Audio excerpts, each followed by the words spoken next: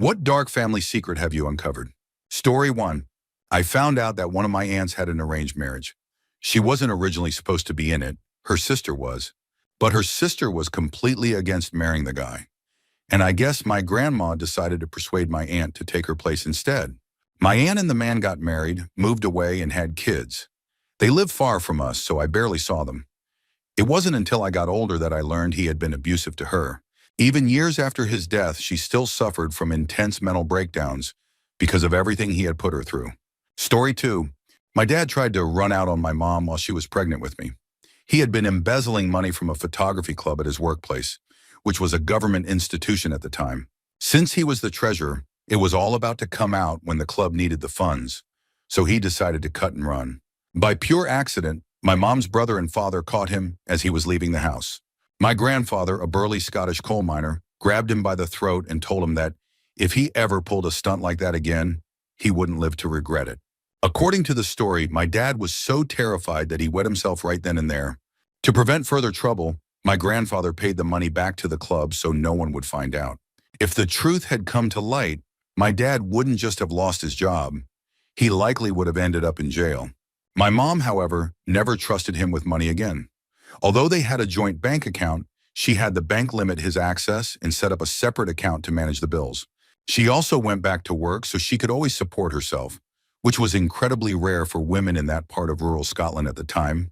Most women were stay-at-home moms, and there was no childcare for children under 4. Since my mom was a primary school teacher, she brought me to work with her. For the first few years of my life, I slept in a basket in the stationery cupboard of her classroom. At her funeral, some of her former colleagues still recognized me and said, "Oh, it's the baby in the cupboard." Story 3. It wasn't nearly as bad as some stories, but I never met my grandfather, even though he lived only an hour away and didn't pass away until I was around 10. He and my dad didn't get along. Turns out, drunkenly beating up your own kid can lead to being cut off. But what really set him off was the fact that my sister and I existed. He was furious that there was no one to carry on the family name, since my dad was his only son. So, he refused to acknowledge us at all. That changed when my youngest brother was born. After 10 years of complete silence, my grandfather suddenly reached out to my dad, just to congratulate him. He had also disowned my 2 aunts because they dared to move out and go to college. My younger aunt once told me how much she had dreaded telling him she'd been accepted, knowing she would be kicked out immediately, just like her sister had been. Years later, though, he reconciled with her, but only because she had 2 sons and no daughters. Anyway, joke's on him. My sister and I ended up far healthier and more successful than the male cousins he considered worthy of his love and attention. Story 4. I was the family secret. My biological parents started having kids when they were teenagers. By the time my biological mom found out she was pregnant with me, she was 21, and I was their 4th child. They quickly realized they needed to get their act together. They were already struggling financially, battling drug issues, and barely keeping things together. So, they made the difficult decision to put me up for adoption. I was adopted by a loving family fairly quickly, just about an hour away from the city where I was born. By pure coincidence, I ended up returning to that same city for college. During my sophomore year, I decided to seek out my biological family. That's when I learned that my biological parents had separated right after I was born. My biological mom is still in and out of jail to this day, but my biological dad turned his life around. He got clean and sober, remarried, started going to church, and built a stable career for himself. He told his new wife about me when they first met, but he never told his other children. My siblings had no idea I even existed. Thanks to the internet, I tracked down his work number and gave him a call. Later, he told me that as soon as I said, "Hi, this might be really weird," but he knew it was me. Apparently, ever since I turned 18, he and his wife had been waiting anxiously for me to resurface. They knew the day would come eventually. That evening, they sat my siblings down and told them about me. It was difficult at first, but now I'm 25, and my dad and I have a pretty solid relationship. Story 5. A couple of years ago, I found out my uncle on my father's side is a pedophile. He and his wife had been staying at my grandmother's house, taking care of her while she was going in and out of hospitals and rehab. My family and I stayed at that house with them for a year, completely unaware of who he really was. That house used to be the main spot for family gatherings. But when my uncle moved in, fewer and fewer relatives showed up. Eventually, we moved our get-togethers to my aunt's house. My uncle rarely came to those either. We already knew he wasn't allowed to keep custody of his granddaughter. He had guardianship over her at one point, but he lost it due to his alcoholism, violent tendencies, and multiple DUIs. So we just assumed that was the reason he was estranged from the family. Then the year my grandmother died, our father finally told my sister and me the real reason our uncle couldn't see his granddaughter. She had filed against him for molestation. It was a complete shock. We had lived with this man for years. We had actually liked him. But after learning the truth, it became nearly impossible to even want to be around him. Thankfully, we don't visit Arizona much anymore, so it's not really an issue. Story 6. My great-aunt and great-uncle had a baby while they were still dating. They were in love, and marriage was inevitable. But coming from a very conservative society in the Middle East back in the 1950s, they had no choice but to give the child up for adoption. Once that was done, they got married and eventually had 4 more children. That child grew up knowing the truth about his origins, but chose to keep only minimal contact with the family. To this day, he isn't invited to family events and has built a separate life with a family of his own.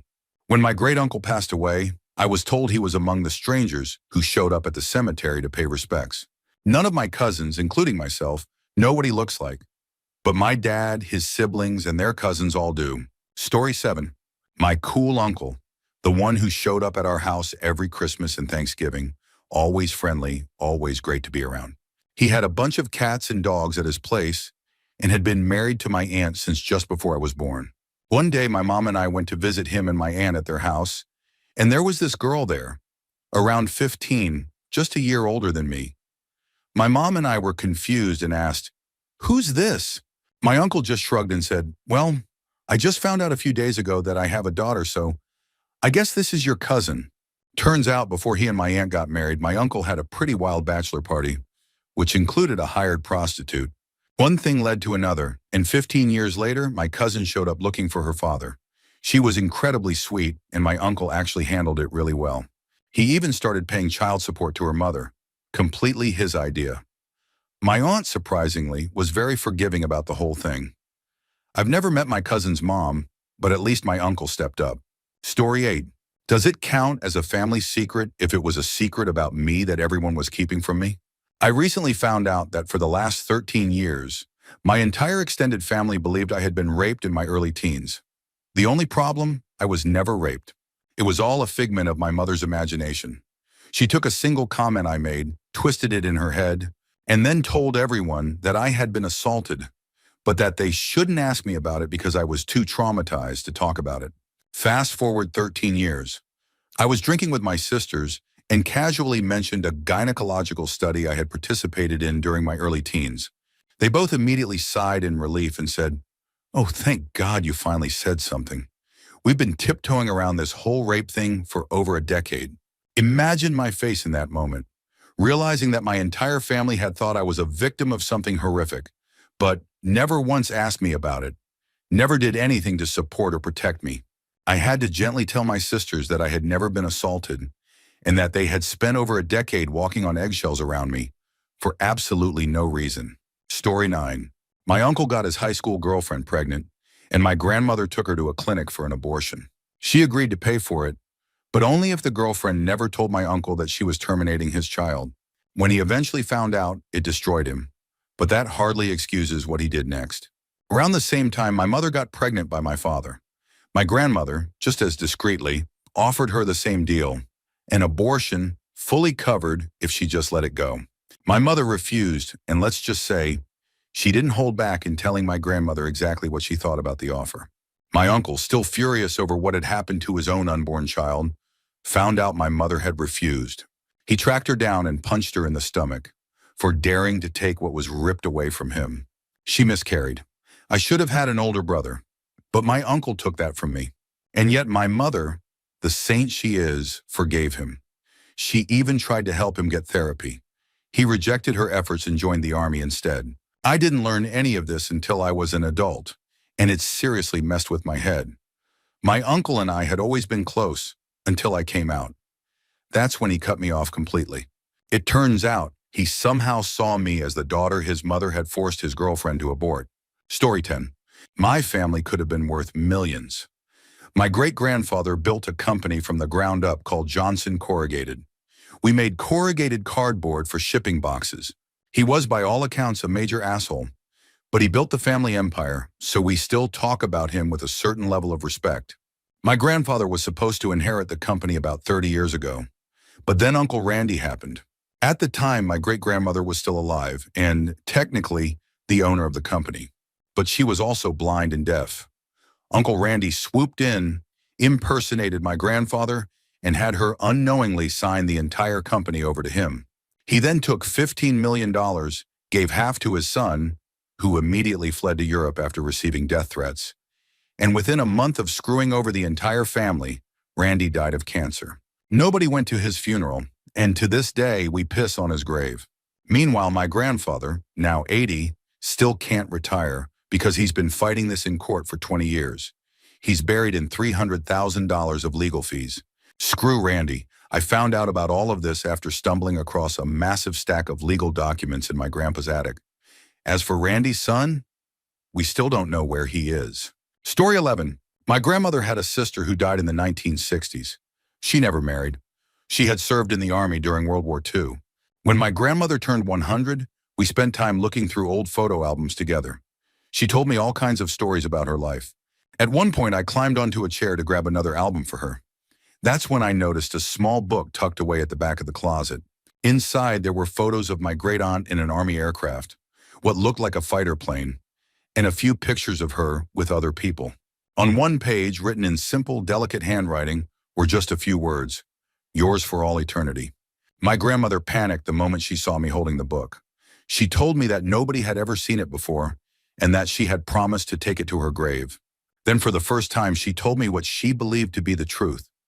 Her sister had met someone during the war. Man or woman, she never knew, and that person had been killed. After that, my great-aunt had decided to never love again. I never told anyone about the book until a few weeks ago. My father asked if there was anything from my grandmother's house that I had wanted. The book was gone. When the house was cleared out, nobody had realized its importance. Honestly, I think my grandmother would have been happy about that. She died at 102, having lived through 2 world wars. She's my hero. Story 12. I was always told that my dad left me when I was born. Technically, that was true, but I later found out that everything else I had been told about him was a lie. I first got suspicious when my cousin, who apparently didn't know the cover story, casually mentioned that my dad had blonde hair. My mom had black hair, and that was supposedly where I got my black hair from, but everyone else had always told me that my dad had black hair too. Something didn't add up. I kept that thought in the back of my mind, but what really confirmed my suspicions was when I had to get my birth certificate to join the military. Listed under father's name was Alexander Smith, a name I had never heard before. My last name is also Smith. But my family had always told me it was just a random choice from a baby name book, which was why it was different from the rest of my family's. That didn't sit right with me, so I started doing some digging. I spent the next few days researching Alexander Smith, and everything added up. He was born in Russia, had changed his name when he immigrated, and my DNA results showed I was 70% Russian, which made way more sense now. What really sold it, though, was when I found that his mother's name was Natasha Kelovich, the same name as my grandmother. I confronted my family about it, and that's when they finally told me the truth. Yes, he was my father, and here's what happened. After I was born, he made it clear that he didn't want kids. One night, when I was just a baby, he tried to smother me in my sleep. My brother and uncle caught him in the act and stopped him. He left after that, and they immediately called the police, but it didn't end there. Not long after, he came back. In the middle of the night, he set our house on fire. He killed our family dog in the process, and the fire spread to another house, killing an elderly woman. He was arrested, convicted, and sentenced to life in prison. He later died behind bars. My family said they kept it a secret because they didn't want me to know that my biological father was a murderer, or that he had tried to kill me. They were planning to tell me through a letter once I joined the military, but I figured it out first. Story 13. My mother probably went abroad to have an abortion. When I was 3, she and my grandmother took a month-long vacation together. It was the only trip the two of them ever took alone. It was also the only time my grandmother traveled without her husband. While they were gone, my dad's parents took care of me. The day my mom returned, she handed me a pair of maracas. She and my grandmother told everyone they had been to Spain, but something was off. They never brought back any pictures. They never told any stories about their trip. My grandmother had tons of photos and anecdotes from her other travels, but for some reason, she had nothing to say about Spain. When I was around 8, I asked my mom about it. Her response?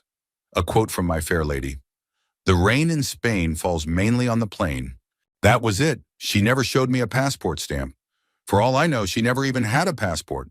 Years later in college, my mom claimed she had never traveled overseas. I reminded her about the trip to Spain.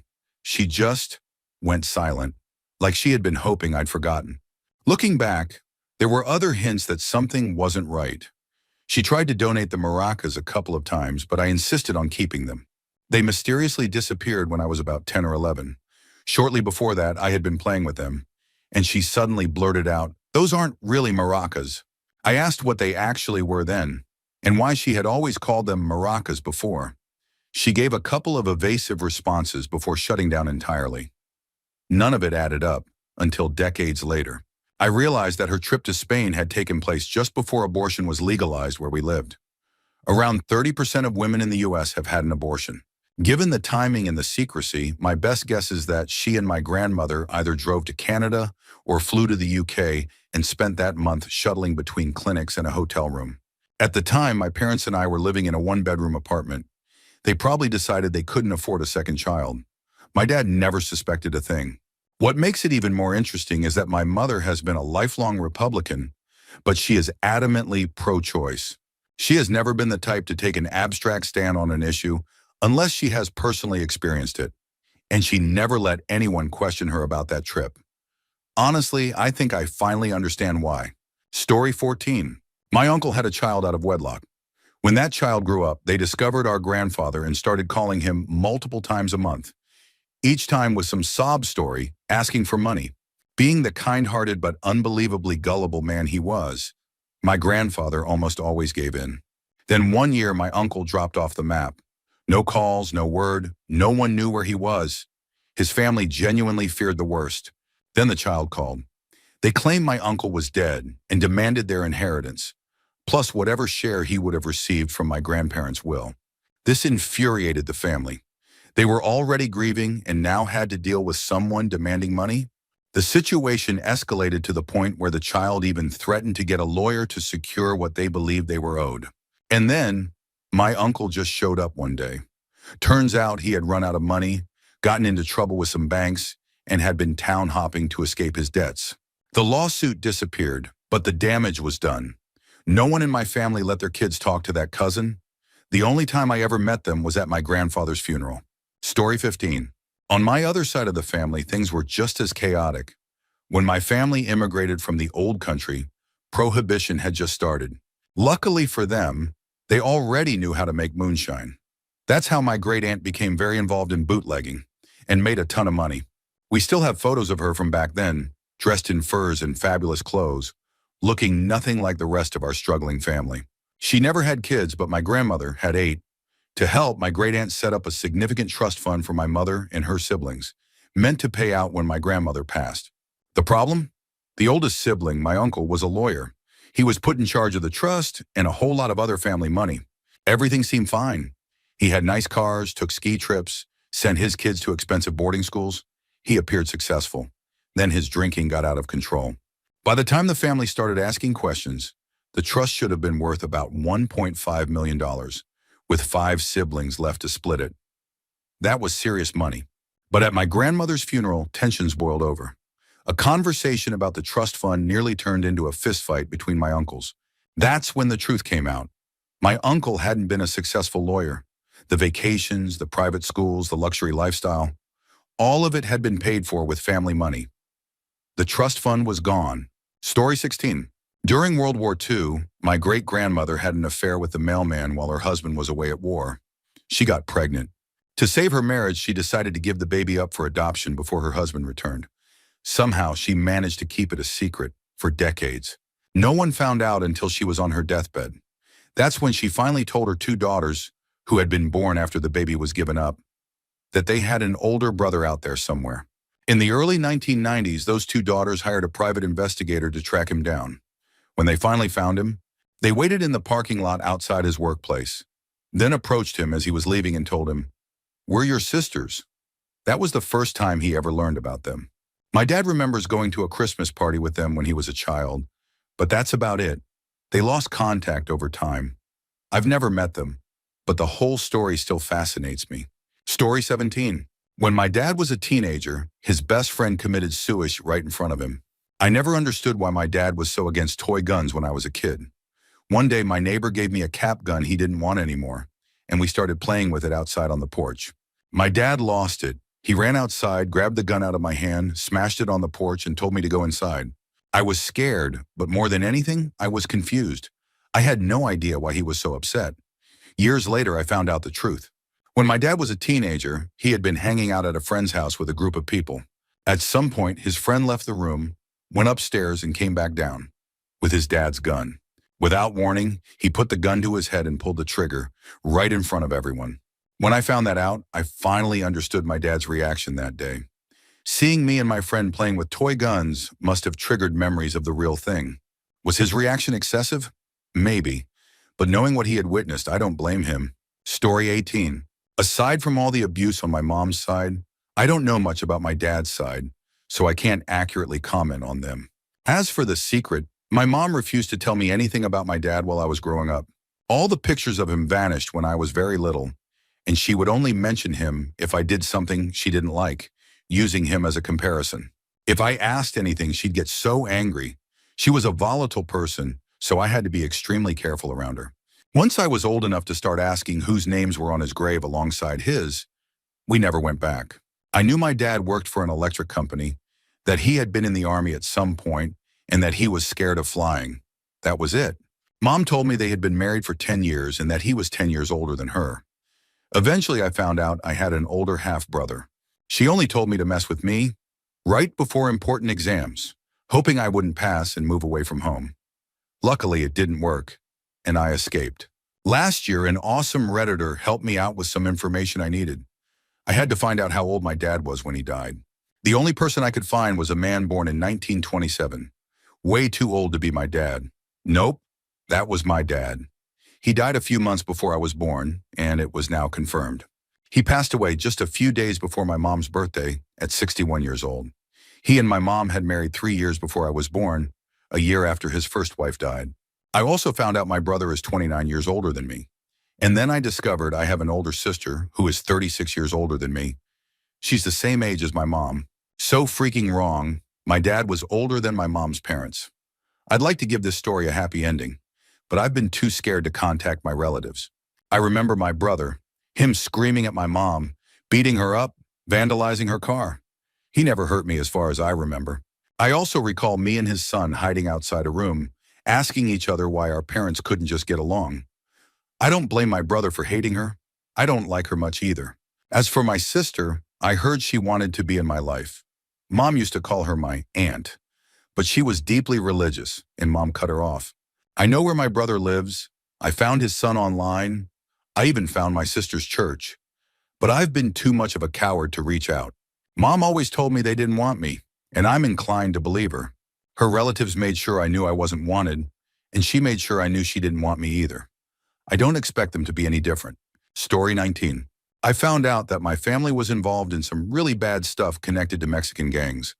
Things like distribution and even some deaths. I discovered this when my brother's dad was found dead the day he got out of prison. My mom was talking to my aunt about it. They were speaking in Spanish, thinking I wouldn't understand, but they didn't know I had been learning the language. Growing up, my siblings and I never learned Spanish, so whenever the adults didn't want us to pick up on something, they would switch to it. But that time, I understood them. After that, my uncle went to where the incident took place. About a month or so later, a couple of people our family knew either went missing or were found dead. Later, I asked my mom about it, and she admitted that our family had been involved in this shady stuff long before my grandmother even migrated from Mexico. It finally made sense. Why we moved every 3 to 6 months. Why my uncle and grandma commanded so much respect from strangers I'd never seen before. Why we got so many freebies from people. People knew me before I had ever even heard of them. Me and my siblings aren't involved, but 4 of my cousins are. Story 20. My grandfather was actually my great-uncle, and my great uncle was my real grandfather. To make this less confusing, let's say there were two brothers, John and Harry. John had a good job in America and was back visiting the old country. Both brothers attended a football match and met my grandmother Rose. Rose was really into Harry, but John was the one with the stable job in America. So when John asked her to marry him and move to Boston, she agreed. John and my grandmother got married, and she had 3 of his children. Their marriage turned out to be less than great. Go figure. And after 10 years of no children, Harry moved to America and started living with them. Then suddenly my grandmother was pregnant with my father. Fast forward many years later, and during a drunken confession, Rose admitted to someone that she really loved my father's real dad. John always treated my father poorly, and eventually we put the pieces together. By that point, it was pretty clear that John and Rose weren't sleeping together anymore, so he definitely knew my father wasn't his. But being a good Catholic, he just put up with it. So there's my family's Jerry Springer level secret. Story 21. I was always told my dad was a mild-mannered internet entrepreneur and that my grandfather was a happy-go-lucky retired used car salesman. I had never in my entire life seen my dad even raise his voice. And to this day, my grandfather is the nicest, sweetest, most thoughtful man I've ever met. I was in my early 20s when I found out the truth. My dad got arrested 2 states away, trying to complete a 6-figure drug deal. I met my grandpa for lunch to try to make sense of it all, and that's when he told me everything. Turns out my dad was a big-time drug dealer with clients in 5 or 6 major cities.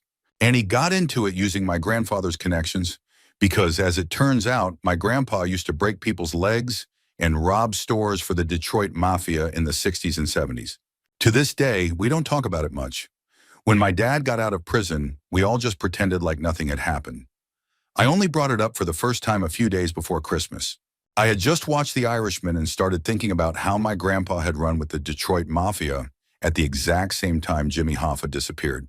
I casually mentioned the movie. My grandfather said he hadn't seen it yet. I prodded a little more. He just waved his hand dismissively and said, "I heard the same rumors everyone else heard. I guarantee the only people who know what happened are the ones who were there." And that was the end of that conversation. Story 22. My uncle was always smart, fun, and kind. I haven't seen him since I was a kid, and I always wondered why. A few years ago, he killed a woman and fled. He's missing now. According to the police, he was high and sitting in his car when it happened. The window was rolled down, and a woman, most likely a prostitute and also high, tried to get into his car through the window for some reason. He tried to drive off, but she clung to the car. I don't know exactly how she died, but I assume her hanging onto a moving car had something to do with it. It's really sad. He was a genius, a great artist, and an all-around good guy, at least from what I remember. He used to do magic tricks for me, and once gave me a small statue of a fairy and a dragon for my birthday, because I had told him I liked dragons. I miss him. I hope he's okay. Story 23. I'm going to be as vague as possible due to how recent this is. One morning, a family member's house burned down, and they went missing immediately after. We didn't know if they were dead or alive. There was no sign of them, their vehicle, or their pet. The pet was assumed to have died in the fire, but the fire department told us they can usually smell when an animal burns, and they hadn't picked up that scent. A couple of days passed, and we were in full missing person mode. Family, friends, and police combed through back roads, trails, and all the usual places. Then we got a report. Someone matching their description had shown up at a charity in a nearby town with a vehicle and pet that matched the description. The person claimed they had been kicked out by a spouse and left with nothing but a bathrobe and slippers. This person had been around my entire life, and I had never seen them wear a bathrobe, not once. I didn't even know they owned one. We took a bunch of photos to the charity, and they confirmed beyond a doubt that this was the person who had been there. They also reiterated the bathrobe and spouse story. One problem, this family member was never married. Then the most damning evidence surfaced. Footage from 2 different gas station surveillance cameras showed that at 7 a.m. on the morning of the fire, they had purchased $15 worth of gas in a jerry can and a lighter. By 11 a.m., they were seen filling their vehicle's gas tank. The fire had been reported at 10 a.m. The last confirmed sighting of them was at 11 a.m. We had no leads until we got the biggest one of all. A motel in a town a couple of 100 kilometers away contacted my mother after finding a note left by a guest. This person had been staying there for 4 nights with their pet, But because road conditions were bad and they had run out of money, they were heading back home. They had left their pet behind with instructions to either call my mom or find it a good home. My friend and I floored it to the town, picked up a very confused critter, and hadn't even made it home yet when I got a call. I was driving, so my friend answered. It was the police. They told her to give me the phone. When my friend explained that I was driving, the officer simply said, "Give him the phone anyway." That was when I knew this was serious. My missing family member had been pulled over by police on the route home. We turned around and floored it again. When we caught up with them in a small town an hour from home, they were different, jumpy, shifty. Something was off. When we finally got home, things started to settle. They claimed that someone had shown up at their house, drunkenly demanded money while calling them by the wrong name, and threatened to return later. This supposedly scared them into grabbing their pet and fleeing. They even implied that whoever this was might have had something to do with the fire.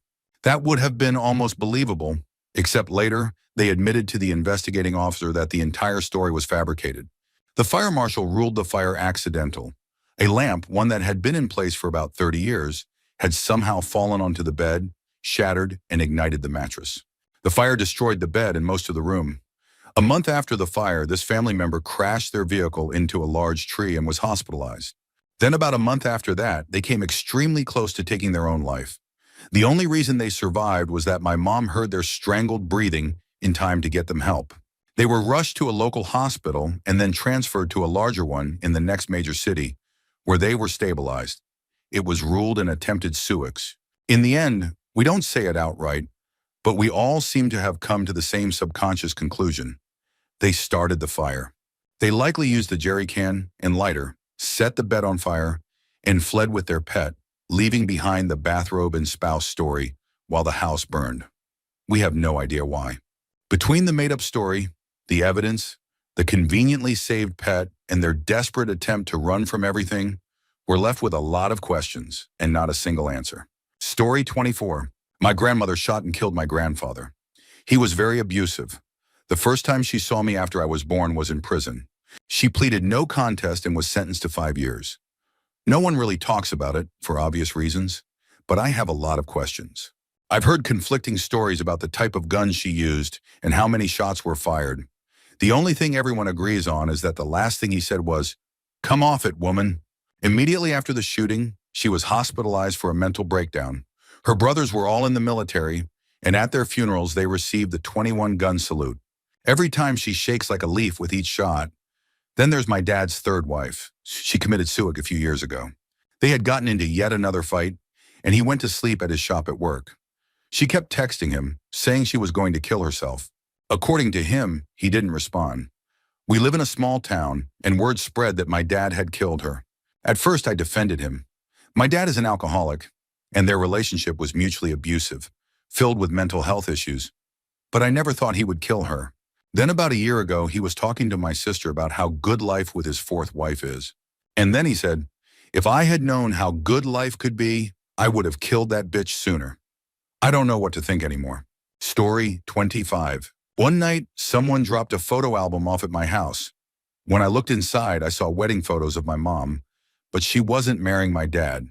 She had never told me she had been married before. I didn't want to bring it up in case it was a sensitive topic, but my curiosity got the best of me. So I asked my dad. They're divorced, hoping for an answer. He told me I needed to talk to my mom about it, and then he told her I had asked. That's when I found out the truth. My mom had married a man who was a severe alcoholic. One night, while drunk, he caused a fatal accident and fled the scene. He was caught, sent to prison, and their marriage was annulled. She never talked about him again. Then, while researching my family tree, I found something else. My grandparents on my mother's side had a third child, one I had never heard about. He was born with severe birth defects. Back then, people didn't know how to care for babies with special needs, and in many cases, it was seen as shameful. Instead of raising him, my grandparents put him in a group home and never visited him again. He died there, alone. It's heartbreaking. Story 26. One night, while my dad was tipsy, I started asking questions about my mom. My brother and I were adopted as babies from different families, so our adoptive parents are the only ones we've ever known. Later, my mom left my dad for someone else. I wanted to know why. Turns out it had to do with drugs and money. My dad used drugs recreationally, but my mom needed them. The man she left him for was also a user, and apparently the two men were in some kind of twisted competition for her. Imagine adopting two kids with someone, only to leave them for another addict. Then my dad told me something even crazier. My mom had embezzled a ton of money from different places and had never been caught.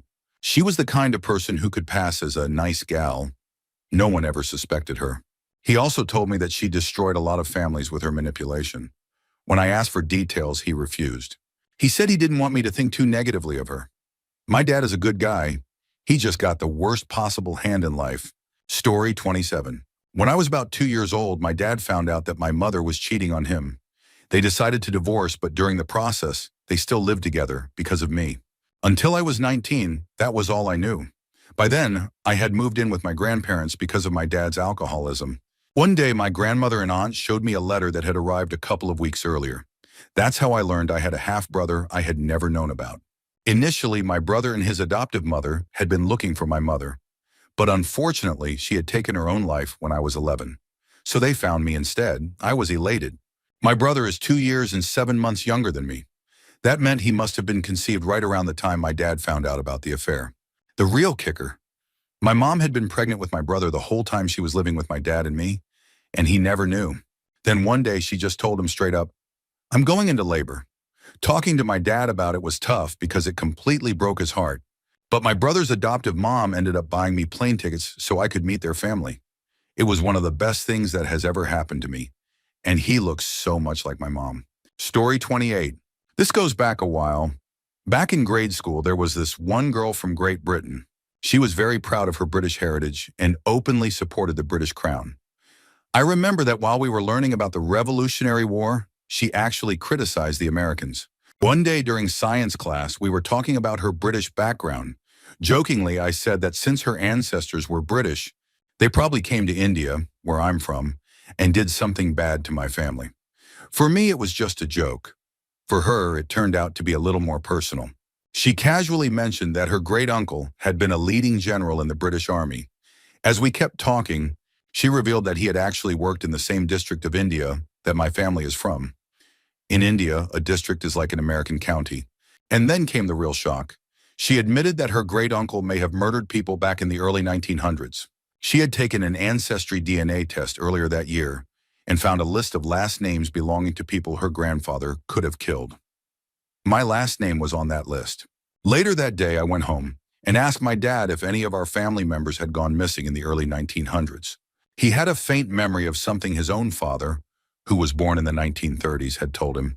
His uncle, my dad's great-uncle, and my great-great-uncle had once traveled to the main city in our district for business and never came back. Our family had always been very hush-hush about the incident. They never talked much about it. I don't know what really happened to my great-great-uncle, but whenever I see that girl, I wonder, do we share a connection that goes back generations? Story 29. I suppose the secret is me. I'm adopted. Not a big deal. My biological mom was a middle school kid. My biological father wasn't. Catholics don't tend to go for abortion. They also don't tend to put kids up for adoption. Guess this was a special case for both. My bio mom was a child who was raped. If it were somehow possible to rewrite time, I wouldn't have blamed her for aborting me. But I'm glad I'm here. A lot of adopted people eventually go looking for their biological parents. I promised myself I would never do that. I figured it was the least I could do for her. I don't know who I look like, him or her, but I don't want to risk making her stare into the face of a horror from her past. It never really occurred to me until college that I probably have half-siblings out there. One day I was in one of the buildings on campus when I saw a girl walking toward me. She was tall, lean, and had olive skin, black hair, and a distinct nose. I felt something off about her. She looked so familiar, it actually unnerved me. She was pretty, but there was something unsettling about that observation. Something I had never felt before and have never felt since. Hours later, while I was in my apartment's bathroom, it hit me. The nose, though hers was mercifully unbroken. The height, the build. She looked like my sister. Now, I doubt she actually was my sister, but she could have easily been a relative. A cousin, maybe. My university was close to the city I was born in, and that's when it struck me like a ton of bricks. I have blood relatives out there. Lots of them. I was adopted by amazing parents and have had a good life. I'm satisfied with that. But when I think about how I got here, well, story 30. My great-grandfather was involved with a mafia group. At first, he was a terrible man. According to stories from my grandmother and great-aunt, he hurt them in ways no one should ever experience. 3 years after marrying my great-grandmother, he abandoned the family. They told me that he took his own life 6 years later. One day, while exploring my great-grandmother's house, I went up to the attic. There was a strange spot on the wall that looked like a cupboard, but it had been painted over and had no handle. I had never noticed it before, and it intrigued me. I found a crowbar in my step-great-grandfather's workroom and decided to pry it open. Inside was a dusty old book. When I opened it, I realized it was my great-grandfather's journal. What shocked me most was discovering that he had actually returned, 4 days before his supposed suicide. As I read further, I learned the truth. The mafia had killed him for causing their leader's death during a drug trafficking incident. They had staged everything to make it look like he took his own life. I never told my grandmother about what I found. After reading the rest of the journal, I placed it back inside the hidden compartment, sealed it, and left it as it was. Story 31. I found out that my mom was adopted and that her entire side of the family had kept it a secret for 60 years. It all started when I planned to surprise her with a vacation. I needed to send off her birth certificate and photos for a new passport. Then she got a phone call. Something was off about her birth certificate. Numbers had been scribbled out and rewritten, making it look suspicious. They even suspected we were trying to commit fraud. Confused, I called one of my mom's cousins and asked, "Is there something the family isn't telling us about my mom? Because her birth certificate looks altered." The response was a firm no. So I called my grandmother and asked the same question. Same denial. Then I just said it outright. "She was illegally adopted, wasn't she? You bought her, didn't you?" Silence. At first she denied it, over and over. I wasn't being rude or confrontational. I just wanted the truth. Finally, after a long pause, she admitted it. "Yeah, it's true." I asked, "Who knew?" And she said, "Everyone on your mom's side of the family." It broke my mom, but we reassured her with a simple truth. She has been your mom for 60 years. She chose you. She wanted you. Life went on. My grandmother later fell ill, and we took care of her in our home for the next 7 years. Nothing changed between us.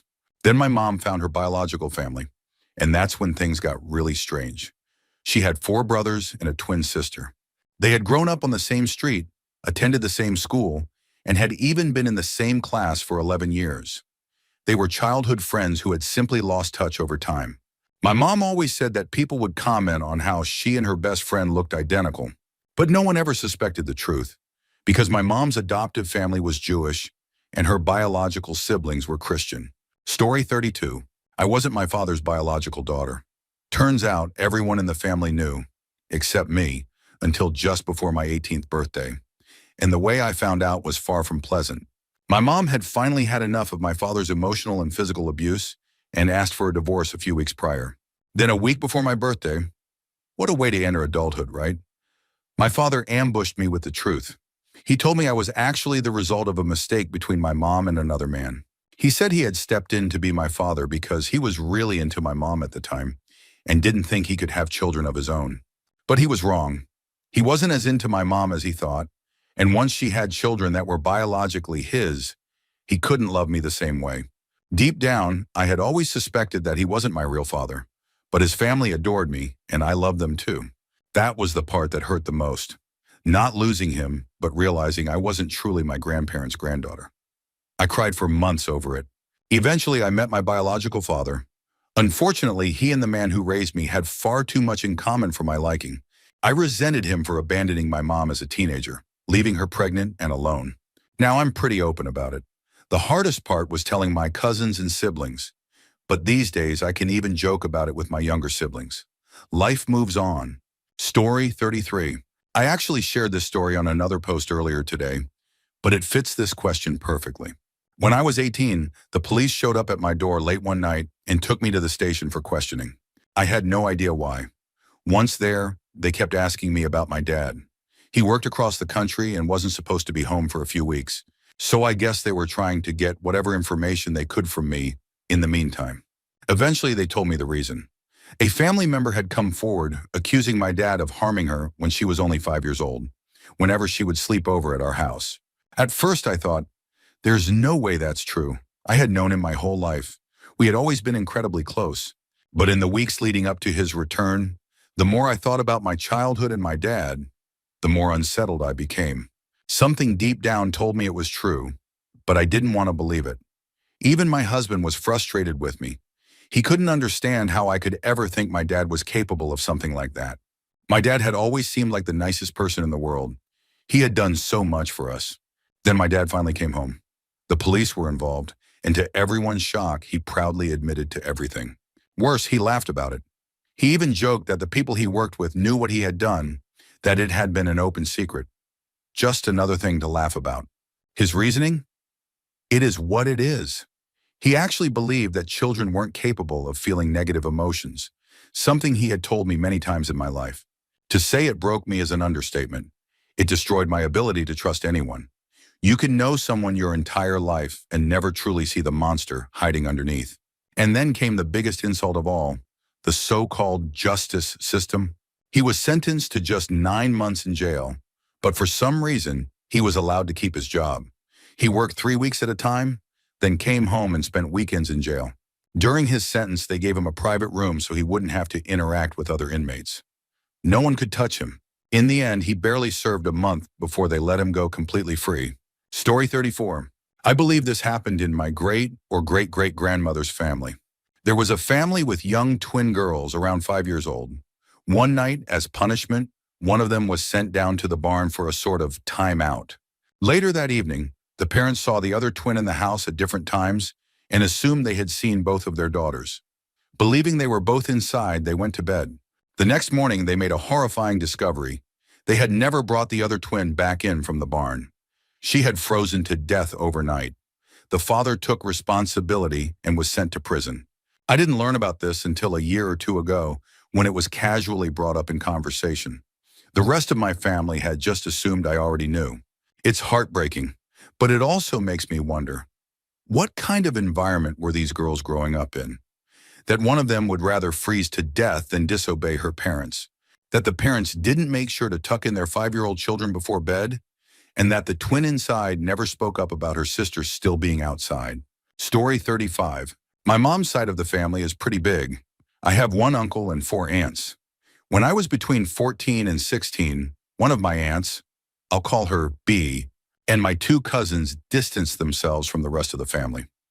Anytime they did interact, there were massive arguments. They especially avoided my grandfather. When I was 16, my grandfather passed away from bowel cancer, along with other complications. When his funeral came around, I was upset that B and her kids, both of whom were out of school by then, didn't attend. When I asked my mom why, she just said that B had an argument with my grandfather and was being dramatic. My dad simply said he preferred to stay out of my mom's family drama. A couple of months later, I arranged to meet up with my cousins at a park. It was great to see them again after so long, but I had to ask, why had they distanced themselves? And why didn't they come to the funeral? My oldest cousin immediately tensed up. It looked like she wanted to be anywhere else. She just said, "I'll tell you another time." About half a year later, she invited me to dinner and to see her new place. I was excited and promised myself I wouldn't bring up my grandfather or any family drama. But something felt off. The whole dinner, she looked like she was in pain or afraid of me. I couldn't tell which, but it was unsettling. Afterward, as we walked back to her place, we laughed about how much our younger siblings were alike. It felt like old times. When we got to her apartment, we sat in her room drinking tea. Then out of nowhere, she started crying. I had no idea what was going on. After a while, after I hugged her and helped her calm down, she finally told me the truth. When she was 17 and in her final year of school, she often stayed at my grandfather's apartment since it was close to her school. And one night, he tried to touch her. She ran. B picked her up. A few days later, my grandfather actually showed up at B's house. He knocked on the door and apparently tried to apologize. B didn't say a word to him. Eventually, he left. My cousin told me she had managed to move past it after a year or two. But the worst part? The entire family still defended my grandfather. Even now, after his passing, My mom has never told me because she assumes I hold my grandfather in high regard for everything he had done for the family. Hearing this shattered my trust in my parents and in most of my family. At the same time, I'm glad she told me. She said it was the first time she had spoken to anyone about it other than her sister and parents. And that just talking to me helped her a lot. Since then, she has told a few of our older cousins. I haven't told my younger sister yet. She's only 14, and she doesn't need to carry this right now. I did confront my dad, and he had the exact response my cousin said he would. He dismissed it as my cousin looking for attention and told me to talk to my mom about it. That was over a year ago. I still don't know what to do. So here I am sharing it here. It's good to talk to someone. Story 36. When my older sister was 17, she attempted to harm my grandmother, on my father's side, in her sleep. Admittedly, my grandmother wasn't the best person, but she had never done anything to my sister that would justify such an extreme act. A little background. My sister already had a history of criminal behavior. She stole frequently and was quick to get violent with other students. The incident happened after she ran away from home, which consisted of my mom, my maternal grandmother, and me. She started living with my dad, my paternal grandparents, and my grandfather. One night she sneaked into their bedroom. She grabbed a pillow and pressed it over my grandmother's face. Fortunately, my grandfather woke up in time to stop her. He restrained her, making sure she couldn't move, while my grandmother called the police. Because she was only 17, the police couldn't do much. But she was taken to court for underage offenders, similar to the Jugendamt in Germany, and they ruled that she could no longer live in their household. So she moved back home, and that's when the real nightmare began. She started abusing me. Ever since, we've made sure to lock our bedroom doors every night. Story 37. I really hope my family never finds this. I've pieced this together from bits of information I've gathered over the years. It all started when my sister got into her first serious relationship. After high school, her boyfriend started a business. Then out of nowhere, they broke up. He immediately left the country, fleeing to Germany, as if someone was chasing him. Years later, she broke up with her second boyfriend under equally strange circumstances. At first, I didn't think much of it, but the more I looked into the odd things surrounding my sister, the more disturbing the truth became. Here's the timeline. When her first boyfriend started his business, my sister bought us a Wi-Fi router and an internet connection. That wouldn't have been suspicious, except that her boyfriend had no idea that his name had been used on the contract. The bill was outrageously expensive. When he discovered the debt, he had two choices: pay it off, which he couldn't afford, or disappear. He chose the second option. He showed up at our apartment one last time, took a secondary monitor he had left there, broke up with my sister, and vanished. He deleted his social media and cut off all contact. I think he eventually managed to pay off the debt with the money he made in Germany, but it forced him to close his original business. Then our second cousin came to town and stayed with us for a few days. During that time, my sister slept with him multiple times. I even suspect she and her best friend had a three-way with him.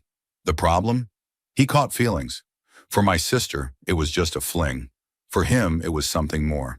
Later, my sister cut all ties with her best friend, apparently out of jealousy because she had started dating a neighbor. Shortly after, my sister made a Facebook post that looked like her account had been hacked. She announced that she was breaking up with her boyfriend due to undisclosed reasons. Here's what really happened. Our second cousin had started making trouble. He wanted to marry her. When she refused, he threatened to expose everything to the entire family. He claimed that she had made him drunk and taken advantage of him while he was unconscious.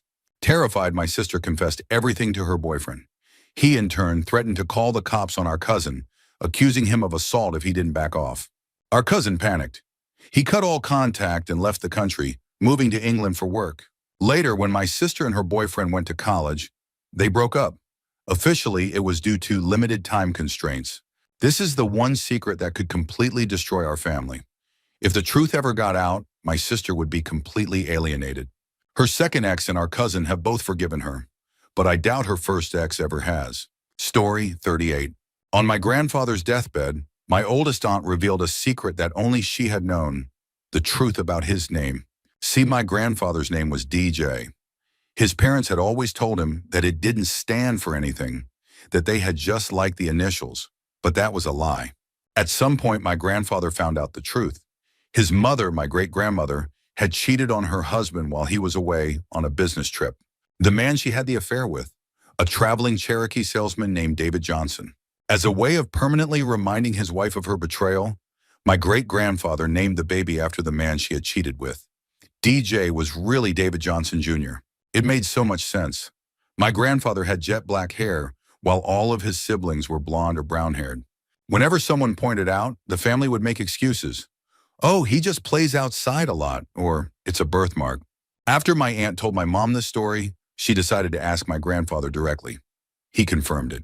The irony: my great-grandfather still raised him as his own. He never treated him differently. He loved him. A stand-up guy. Though I still don't know how to feel about him naming the child after his wife's affair partner. Story 39. I once read my sister-in-law's diary. She had written about how devastated she was when my brother cheated on her. How broken she felt when he forced her to lie to their friends and family about what had happened. She wrote about how she just wanted to disappear because he had manipulated her into allowing his mistress and their child to move into their home, while she and my brother were still raising their own 2 kids together. Eventually, they got divorced. They told everyone that the affair had happened during a mutual break in college, that their marriage ended because of differences in finances and her struggles with medical issues while running their shared business. But in her diary, she had written the truth, that she couldn't live with a man who would sleep with another woman in their house, then come share a bed with her like nothing had happened. I've never revealed all the details outright, but when people ask why my relationship with my brother has become strained in recent years, I've let certain things slip, just enough for people to start questioning the narrative. It's hard to accept. I used to look up to him, but he destroyed that woman's life just to satisfy his own selfish desires. She's struggling now, and worst of all, they both neglect the kids they had together. That's the part that makes it truly heartbreaking. Story 40. My grandfather was born in Lebanon and didn't move to the U.S. until the 1930s when he was in his 20s. He had 2 older brothers and an older sister. They were Christian. When my grandfather was around 10 years old, maybe younger, maybe older, I was never able to get the exact date, his sister secretly started seeing a Muslim man. Given the time and place, this was considered a major scandal. Somehow the secret got out. I don't know exactly how the family reacted, but it was definitely not good. In the end, she ran away to be with him. Her 2 oldest brothers, my grandfather's brothers, were furious, more than anyone else in the family. Even their parents, while upset, didn't react as severely as they did. Determined to bring their sister home, the brothers tracked her down. It took time, but eventually they found her. By then, she had a newborn son. What happened next is horrific. The brothers stormed into the house armed. They dragged the man outside and, in a fit of rage, one of them took the baby from their sister and killed him instantly. Then they beat the man nearly to death. As he lay on the ground, barely conscious, he cursed them, cursed their entire bloodline until the end of time. They shot him in the head. After that, I don't know what happened. My grandfather told me this story only once. He got very emotional, so I didn't press him for more details. I was only 10 or 12 at the time, and to be honest, I was terrified. Years later, my grandfather left Lebanon and moved to the U.S. He built a life for himself, met a woman of Lebanese descent, and settled into a very normal existence. This was the only time he ever mentioned having brothers. Before that, all I knew about his sister was that she was beautiful, that he had loved her deeply, and that he never forgave himself for not being able to take her with him when he left. Story 41. My grandfather on my mother's side of the family was always portrayed as this godlike figure, someone deserving of deep reverence. My mother, grandmother, and brother idolized him. He passed away when I was about 3, and for most of my life, I noticed one thing. My father hated him. And I don't mean simple dislike. If cancer hadn't taken my grandfather, my father might have at some point. That's the level of hatred he had for him. I always knew something wasn't right. My family rarely talked about their past. The only thing they consistently discussed was my grandfather, and even then, a lot of the stories didn't add up. Some contradicted each other, and there was no sign of the money or belongings we should have inherited when he passed. The truth came out when my parents were planning a particularly ugly divorce. That's when my father finally told me who my grandfather really was. He had abandoned his first wife and 15-year-old daughter so he could pursue my grandmother, who was also 15 at the time. He pretended she was his daughter until she was legally old enough to marry him. He never worked, forcing my grandmother and their kids to live in abandoned movie theaters and rundown homes, all while convincing them they were living in luxury. It only got worse. He spread vicious rumors about one of his own children, falsely claiming they had HIV/AIDS in the early 80s, when stigma around the disease was at its peak.